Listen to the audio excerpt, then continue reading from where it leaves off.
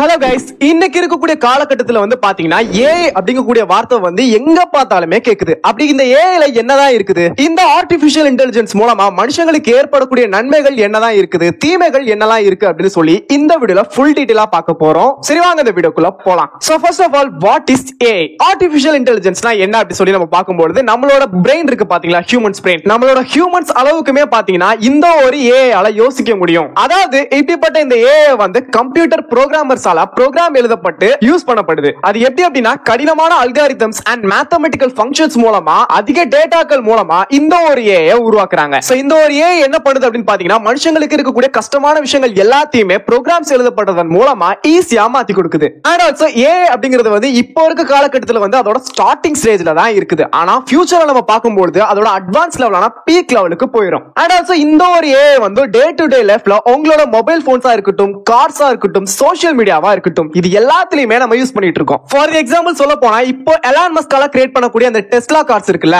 அதுல இருக்கக்கூடிய ஸ்டீரிங்கா இருக்கட்டும், பிரேக்கா இருக்கட்டும், கிளட்சா இருக்கட்டும், கியரா இருக்கட்டும், இது எல்லாத்தையுமே வந்து நம்ம எந்த ஃபங்க்ஷனுமே கொடுக்காம அந்த ஒரு ஏஐ எல்லாமே பண்ணிடும். ஃபார் எக்ஸாம்பிள், இப்போ நீங்க வச்சிருக்கக்கூடிய கார்ஸ்ல நீங்க தான் மேனுவலா எல்லாமே பண்ணணும். ஆனா இந்த ஒரு ஏஐ கார் மூலமா இப்ப காரை பிரேக் பண்ணணும் அப்படின்னு நினைச்சா அந்த காரை தன்னைத்தானே பிரேக் பண்ணிக்கும். இப்போ ஒரு லாங் ரோடு இருக்கு அப்படின்னா அதோட காரோட வேகத்தை அதுவே இன்க்ரீஸ் பண்ணிக்கும் அண்ட் ஆல்சோ டிக்ரீஸுமே பண்ணிக்கும். சரி, நம்மளோட மொபைல்ல இந்த ஏஐ எங்க இருக்கு அப்படின்னு சொல்லி நம்ம பார்த்தோம்னா, நீங்க யூடியூப்ல ஏதாவது வீடியோ சர்ச் பண்றீங்கன்னு வச்சுக்கலாம். ஃபார் எக்ஸாம்பிள், இப்போ ஒரு குக்கிங் சம்பந்தப்பட்ட ஒரு வீடியோ எடுத்துக்கிறீங்க அப்படி சொல்லி வச்சுக்கலாம். நீங்க சர்ச் பண்ண உடனே உங்களோட இன்டர்ஃபேஸ்ல வந்து யூடியூப்ல இருக்கக்கூடிய எல்லா குக்கிங் வீடியோஸும் வருது இல்ல, அது எப்படி அப்படின்னா இந்த ஏஐ மூலமா தான். சோ இந்த மாதிரி தான் ஹியூமன்ஸ்க்கு என்னென்ன விஷயங்கள் தேவையோ அது எல்லாத்தையுமே ஈஸியா இந்த ஏஐ யூஸ் பண்றதன் மூலமா கிடைக்குது. சரி ஓகே, இந்த ஏஐ முதல்ல தொடங்கி வச்சது யாரு அப்படின்னு சொல்லி பார்க்கலாமா? இப்படிப்பட்ட இந்த ஒரு ஏஐ வந்து முதல்ல ஜான் மெக்கார்டி அப்படிங்கக்கூடிய ஒரு சயின்டிஸ்டால தான் கண்டுபிடிக்கப்பட்டது. இவரை தான் எல்லாருமே ஃபாதர் ஆஃப் ஆர்டிபிஷியல் இன்டெலிஜென்ஸ் அப்படின்னு சொல்லுவாங்க. கம்ப்யூட்டர் சயின்டிஸ்டான இவங்க வந்து 1956ல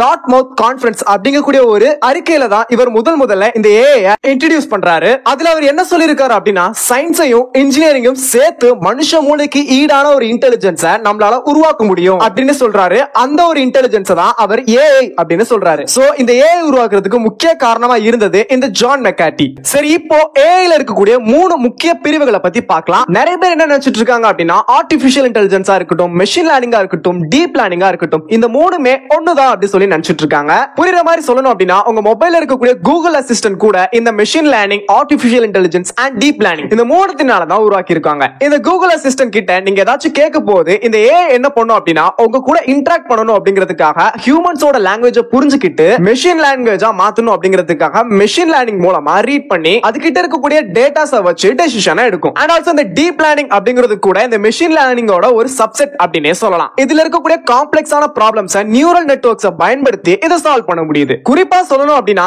மெஷின் லேர்னிங்கா இருக்கட்டும், டீப் லேர்னிங்கா இருக்கட்டும், இல்ல ஏஐ இருக்கட்டும், இந்த மூணுமே ஒன்னோட ஒன்னு தொடர்புடையது. ஆனா மூணுமே சேம் கிடையாது. இப்போ டைப்ஸ் ஆஃப் ஆர்டிபிஷியல் இன்டெலிஜென்ஸ்னா என்னன்னு சொல்லி பார்க்கலாம். ஃபர்ஸ்ட் ஒன் ஆர்டிபிஷியல் நேரோ intelligence, second one artificial general intelligence, third one artificial super intelligence. இப்போ ஒண்ணா பார்க்கலாம். ஃபர்ஸ்ட் ஆஃப் ஆல், ஆர்டிபிஷியல் நேரோ இன்டெலிஜென்ஸ் அப்படின்னா என்ன சொல்லி பார்க்கலாமா? இந்த ஏஐல ஃபர்ஸ்ட் ஜெனரேஷன்ல இந்த ஆர்டிபிஷியல் நேரோ இன்டெலிஜென்ஸ் அப்படினே சொல்லலாம். அண்ட் இந்த ஏஐல ஒரு சில விஷயங்களை மட்டும் தான் திரும்ப பண்ண முடியும். ஃபார் எக்ஸாம்பிள், அலெக்சாவை சொல்லலாம். அலெக்சாவோட கிரியேட்டர் அதுக்கு கொடுக்கக்கூடிய ஃபங்க்ஷன்ஸை மட்டும் தான், அதாவது ப்ரீ டிஃபைன் ஃபங்க்ஷன்ஸை மட்டும் தான் அதால பண்ண முடியும். அதே மாதிரி தான் இதுக்கு எழுதப்பட்ட ஃபங்க்ஷன்ஸால மட்டும் தான் இத பண்ணி காட்ட முடியுமே தவிர எக்ஸ்ட்ராவா நீங்க நினைக்கிற விஷயங்கள் எல்லாத்தையுமே இதால பண்ண முடியாது. சோ இதுதான் ஏஐயோட ஒரு பேஸ்மெண்டாவே இருந்திருக்குது. இத தொடர்ந்து தான் அடுத்தடுத்த அட்வான்ஸ் டெக்னாலஜியும் வளர்ந்து வந்திருக்குது. ஃபார் எக்ஸாம்பிள், இப்போ உங்க மொபைல் இருக்கக்கூடிய ChatGPT இதுக்கு ஒரு எக்ஸாம்பிளா சொல்லலாம். அதுல இருக்கக்கூடிய ஃபங்க்ஷன்ஸை மட்டும் தான் நமக்கு காட்டுமே தவிர அதால புதிய விஷயங்கள் எதுவுமே பண்ண முடியாது. Second one artificial general intelligence, and also இது ஒரு அட்வான்ஸ் லெவல் அப்படினே சொல்லலாம். ஏஐ மூலமா மனுஷனோட செயல்பாடுகளை புரிஞ்சுக்கிட்டு அதுக்கேத்த மாதிரி செயல்பாடுகளை செய்ய முடியும். கிட்டத்தட்ட மனுஷங்க செய்யக்கூடிய எல்லா செயல்பாடுகளையுமே இந்த ஒரு ஆர்டிபிஷியல் ஜெனரல் இன்டெலிஜென்ஸ்னால பண்ண முடியும். So third one artificial super intelligence. So இந்த ஒரு டெக்னாலஜி வந்து பாத்தீங்கன்னா மனுஷங்களுக்கு அப்பாற்பட்ட செயல்களையுமே இதால செய்ய முடியும். இந்த ஒரு டெக்னாலஜி வந்து இன்னுமே அப்டேட் ஆச்சு அப்படின்னா ஃபியூச்சர்ல இந்த உலகத்தை நம்மள விடையும் இந்த ஏஐ வந்து கண்ட்ரோல் பண்ணிடும். ஸ்பேஸ் டிராவலா இருக்கட்டும், டைம் டிராவலா இருக்கட்டும், இந்த மாதிரியான விடை தெரியாத கேள்விகள் எல்லாத்துக்குமே இதால ஆன்சர்ஸ் தர முடியும். இத பத்தி எலான் மஸ்க் என்ன சொல்லியிருக்காரு அப்படின்னு பாத்தீங்கன்னா, இந்த ஏஐ அணு ஆயுதங்களை விடவும் சக்தி வாய்ந்தது அப்படின்னு சொல்லியிருக்காங்க. சரி, இப்போ இந்த ஏஐ யூஸ் பண்றதன் மூலமா நமக்கு ஏற்படக்கூடிய அட்வான்டேஜஸ் என்ன அப்படின்னு சொல்லி பார்க்கலாமா?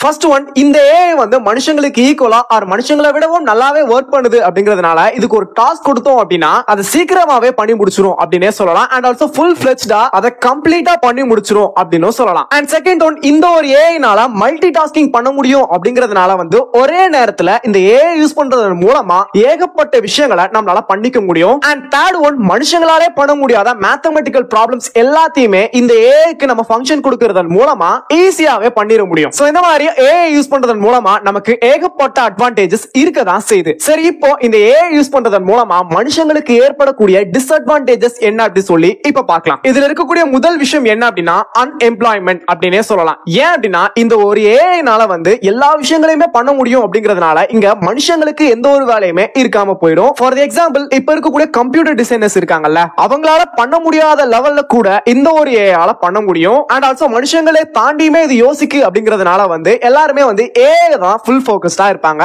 மேனுவலா எந்த ஒரு ஒர்க்கையுமே விரும்ப மாட்டாங்க. அண்ட் அது மட்டும் இல்லாம ப்ரோகிராமர்ஸ் விடையுமே இது நல்லாவே கோடிங் பண்ணும் அப்படிங்கிறதுனால அவங்க உருவாக்க முடியாத வெப்சைட்ஸ் கூட இந்த ஒரு ஏஐ வந்து சூப்பரா பண்ணி காட்டும். அண்ட் அது மட்டும் இல்லாம இந்த ஒரு ஏஐ அதிகமா பயன்படுத்துறதன் மூலமா மனுஷங்க யாருமே வேலை செய்ய மாட்டாங்க. இப்படி இருக்கிறதுனால அவங்களோட கிரியேட்டிவ் சென்ஸ் வந்துமே அப்படியே குறைஞ்சுக்கிட்டே போயிடும். அண்ட் ஆல்சோ இந்த ஒரு ஏஐ வந்து மனுஷங்க வந்து அதிகமா பயன்படுத்துறதுக்கு அப்புறமா எல்லாருமே இந்த ஏஐ டிபெண்ட்ஸ் பண்ண மாதிரி மாறிடுவாங்க. சோ அந்த ஏஐ பயன்படுத்துறது மூலமா மனுஷங்க எல்லாருமே சோம்பேறியா தான் இருப்பாங்களே தவிர அவங்களோட லைஃப்ல எந்த ஒரு இம்ப்ரூவ்மெண்ட்டுமே இருக்காது. சரி, ஓகே, இப்போ இந்த ஆர்டிபிஷியல் இன்டெலிஜென்ஸ் மூலமா மனுஷங்களுக்கு எந்தெந்த இடத்துல ஹெல்ப் பண்ணுதுன்னு சொல்லி பார்க்கலாமா? இந்த ஒரு ஏஐயால மனுஷங்களுக்கு வந்து ஒரு வெல் எஜுகேஷனை கொடுக்க முடியும் அப்படின்னே சொல்லலாம். மெடிக்கல் அண்ட் ஹெல்த் கேர்ல ஒரு மிகப்பெரிய ஒரு மாற்றத்தை கூட இந்த ஒரு ஏஐயால பண்ண முடியும். ஏன் ஃபியூச்சர்ல டாக்டர்ஸே இல்லாம 100% சக்சஸ் ரேட்ல ஒரு சர்ஜரி கூட பண்ணிட முடியும். அண்ட் ஆல்சோ இப்ப இருக்கக்கூடிய காலகட்டத்திலே நிறைய பேர் ஈவி வெஹிக்கிள்ஸ்க்கு மாற ஆரம்பிச்சிட்டாங்க. அப்படிங்கிறதுனால வந்து ஃபியூச்சர்ல ஒரு அட்டானமஸ் வெஹிக்கிளா உருவாக்க முடியும். சோ இந்த மாதிரி ஏஐ யூஸ் பண்றதுனால மனுஷங்களுக்கு ஏகப்பட்ட பெனிஃபிட்ஸ் இருக்கதான் செய்யுது.